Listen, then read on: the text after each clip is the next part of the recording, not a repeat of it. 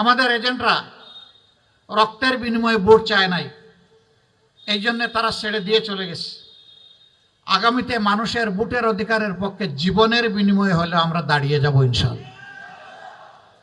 আমরা সরকারকে বলবো, মানুষের সবচেয়ে বড় অধিকার ভোটের অধিকার, এটা হরণ করা হয়েছে, আগামীতে এটা যেন হরণ করা না হয়। তারা যদি এইটাও হরণের পথ থেকে সরে আসেন, আমরা তাদেরকে আরেকবার অভিনন্দন জানাবো। হ্যাঁ, জনগণের ভোটে তারা যদি 100 ভাগ ভোট পেয়ে নির্বাচিত হয়ে যান, তখনও তাদেরকে আমরা অভিনন্দন জানাবো। কিন্তু ইঞ্জিনিয়ারিং করে, কায়দা করে, ইলেকট্রিসিটি বন্ধ করে দিয়ে আপনাদের পাশে ঘটেছে পাশান থেকে কারেন্ট বন্ধ করে দেওয়া হয়েছে, নয়সয় করা হয়েছে। আমরা এগুলো আর দেখতে চাই না। দেশের বহু জায়গায় গায়ের জোর খাটিয়ে আমাদের এজেন্টদেরকে বের করে দেওয়া হয়েছে। আপনারা দোয়া করবেন। অনেকে শরিয়ার শাসন শুনলে ভয় পান। আমি বলি, আমরা যাকে আইন বলি, ইংলিশে তাকে ল বলে, আরবিতে তাকে শরিয়া বলে। তো আইন ছাড়া কি কোনো দেশ চলবে নাকি? দেশের জন্য তো একটা আইন লাগবেই। সেই আইনটা হতে হবে সবচেয়ে ভালো আইন।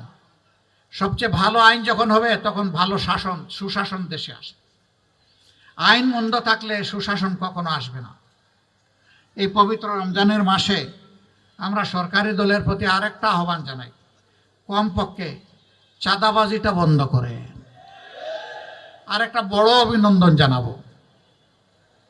কিন্তু যদি বন্ধ না করেন, আমরা জনগণকে সাথে নিয়ে প্রতিরোধ গড়ে তুলব ইনশাআল্লাহ।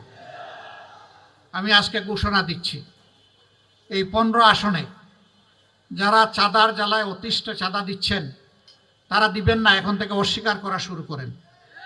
কোনো জায়গায় বাধা দিলে আমাদেরকে ডাক দিবেন, আমরা এসে আপনাদের পাশে দাঁড়িয়ে যাব।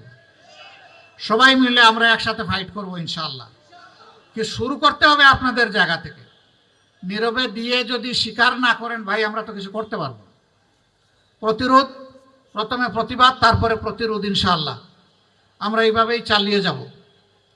সম্মানিত বন্ধুগণ, আমি কথা দিয়েছিলাম যে আমরা নির্বাচিত হলে এখানে সবাই মিলে পরামর্শ করে এই আসনের সমস্যাগুলো ইনশাআল্লাহ আমরা দূর করব। আমি কথা দিয়েছিলাম, যদি বাংলাদেশে সরকার গঠনের সুযোগ আমরা পাই, তাহলে সারা দেশে একই কাজ করব। আমি কথা বলেছিলাম যে মাসে একদিন আপনাদের সরাসরি মুখোমুখি হব, আপনাদের কথা শুনবো, আপনাদের প্রশ্ন শুনবো, আপনাদের সমালোচনা শুনবো, আপনাদের পরামর্শ শুনবো। সব শুনে আমরা পরবর্তী কর্মপন্থা আমরা নির্ধারণ করব। ভুল করলে সরি বলবো, ভালো করলে আপনাদের কৃতজ্ঞতা আদায় করব।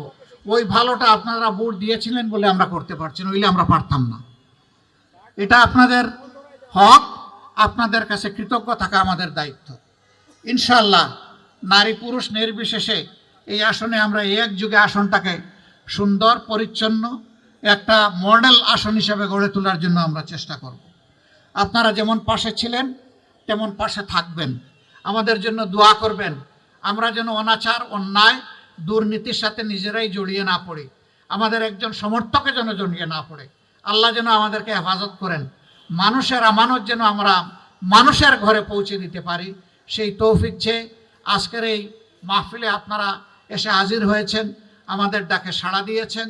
আমি আশা করব এটি শেষ নয়, এটি বিগিনিং, আজকে শুরু। ইনশাল্লাহ আমাদের পথ চলা মিলেমিশে এভাবেই হবে। আল্লাহ আমাদেরকে তৌফিক দান করুন। আপনাদের মাধ্যমে যারা আসতে পারেননি, আপনাদের পরিবারের সদস্য, আপনাদের পার্শ্ব সাথী, আপনাদের প্রতিবেশী এবং আপনাদের বন্ধুবান্ধব, সবার কাছে আমাদের সালাম, দোয়ার দরখাস্ত। আল্লাহ হাফিজ। বাংলাদেশ জিন্দাবাদ, বাংলাদেশ জামাত ইসলামী জিন্দাবাদ। আমরা গড়ব ঐক্যবদ্ধ বাংলাদেশ ইনশাআল্লাহ। আসসালামু আলাইকুম ওয়া রাহমাতুল্লাহ।